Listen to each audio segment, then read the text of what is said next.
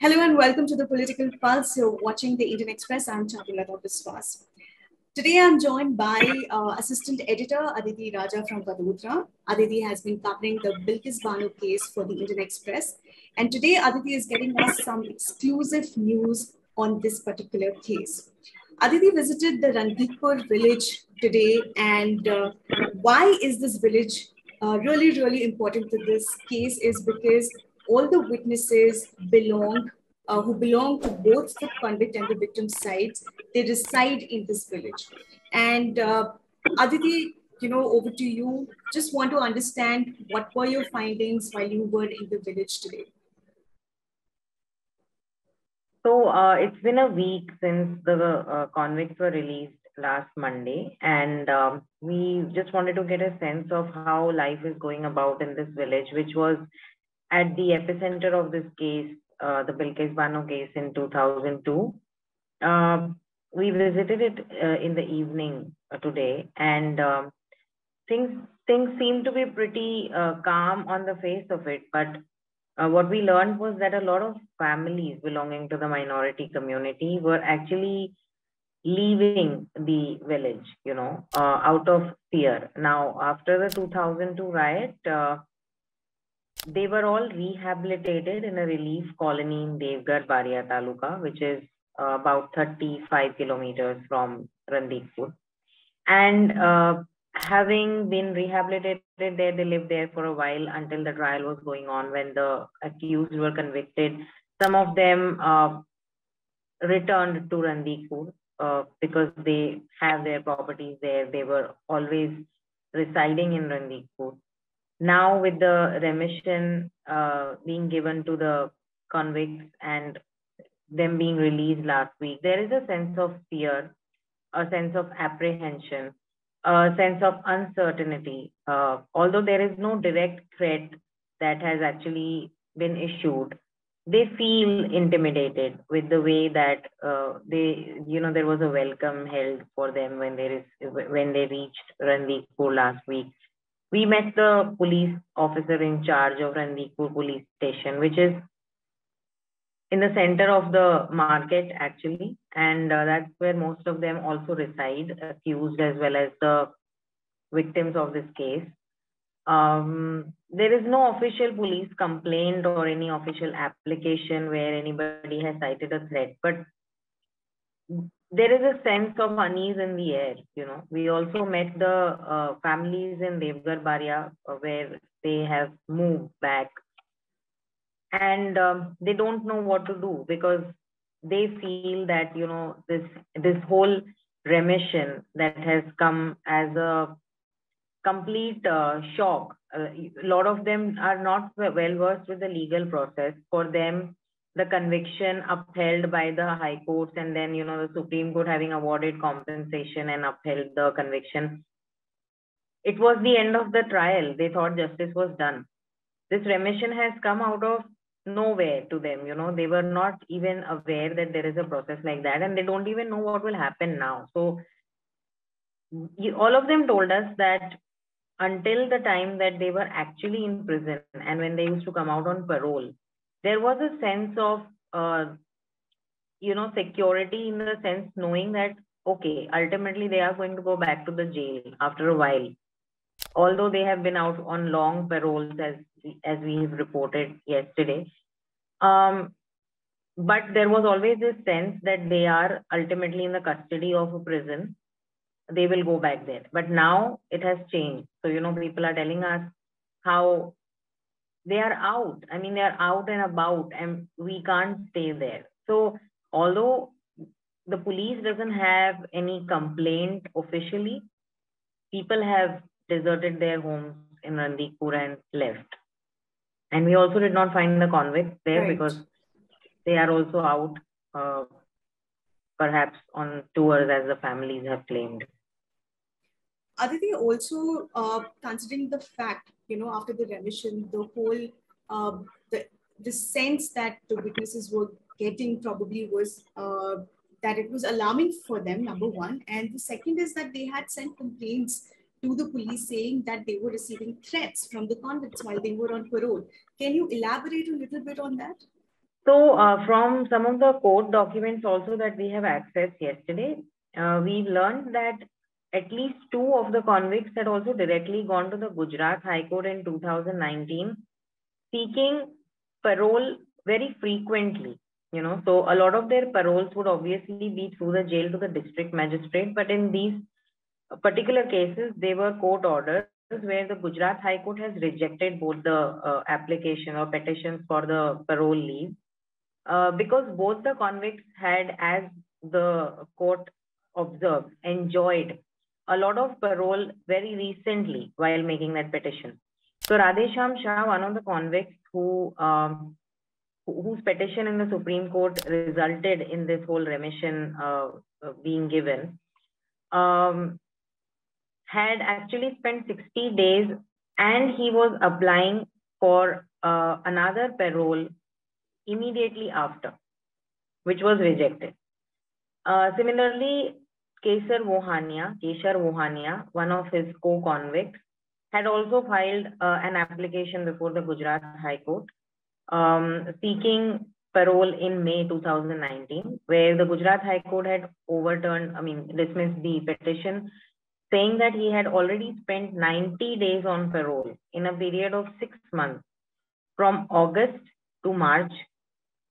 So it was so frequent that it left a lot of these witnesses quite intimidated.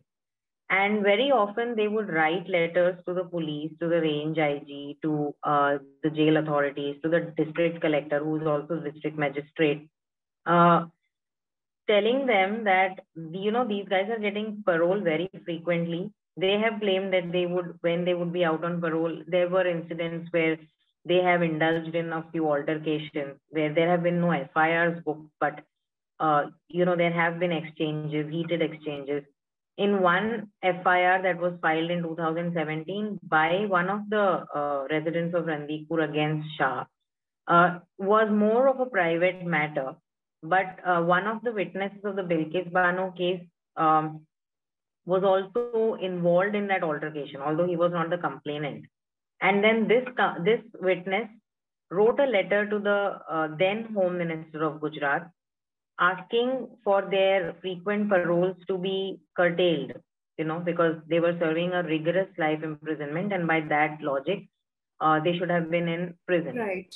We of course don't have details of their entire parole, the time they spent on parole and the time that they were in prison, because this witness himself had filed an RTI at the Godhra sub-jail, which was rejected on the ground that information regarding parole of convicts is a third-party information, and so their consent in writing needs to be sought, and they have denied permission to, give out this information. So from the letters that have been written by the witnesses citing threat, by the fact that the courts have also observed that they have been out frequently, there was always a sense of apprehension among the witnesses, especially over there. But now it has changed because there is no going back to jail. So they don't know, so they don't, and also the fact that they actually got remission for a crime like that, where they were actually convicted for life, but still managed to come out, despite being on parole for so long during the tenure. So there is no going back to any authority anymore. Aditi, are these witnesses are the ones who have fled the village? Did you try to reach out to them? Yes, so I think almost everybody has fled from the village. We couldn't find most of the convicts there either, because they also don't want to be in the limelight, knowing that there is a lot of backlash that has happened after their release. The families obviously said that they were out on yatras or tours, or they have just gone out for a few days, which is now, since they have technically been released, well, it's their choice, right? But at the same time, the victims, or the families who had fled from Randhikpur in 2002 during the riots were reliving that horror. because they don't know what is happening. So yesterday there was a district administration event very close to Randhikpur. It was an event of the district development office and of the DDO, and the local MP, the local BJP MP Jaswant Singh Bhabor was there to inaugurate health centers at 2 villages near Randhikpur, about 5 kilometers from Randhikpur. And so there were a lot of vehicles there. There were a lot of government cars movement, and that was the time when these people were fleeing from Randhikpur. And, they told us today that while they were crossing that part where the event was being held to come to Devgarh Baria relief camp, and they saw so many vehicles, they froze, because they thought something is happening again. So the horror of the riot, of those who have experienced it, there are a lot of younger people who did not actually experience the riot. They were probably born later, or they were very small to even remember it. But the horror of, the apprehension of the older people in that camp was very palpable. I mean, you could sense it, because they don't know what will happen next. Not that there is something actually on the ground there as of now. It was calm, but there is unease. There is unease, on both the sides, actually.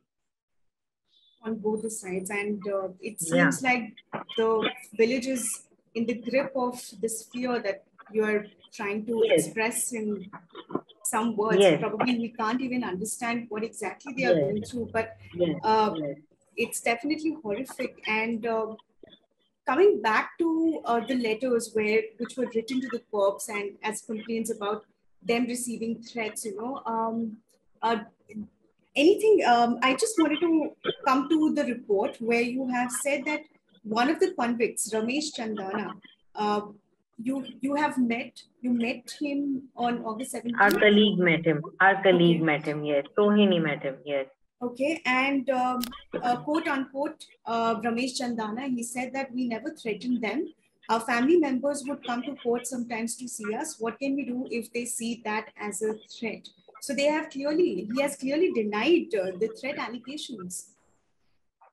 Yes, I mean, they do deny it, because there is nothing on ground to prove that there was a threat, right? It is a perceived threat, actually, even right now. So when we went to the village even today, and we met Radhesham Shah's brother, Ashish, he was there, and we met him today, and we asked him, that a lot of minority community families are fleeing from the village now, saying that the convicts are back, and what do you have to say about it? And he said that, we have not gone and told them anything. So if they feel threatened by the presence of some people who come back to their own homes in the villages, they are free to approach authorities. I mean, so it is very, on the ground, there is so much mistrust, obviously, because of what has happened in the past. And it is so unfortunate, because nobody is at peace.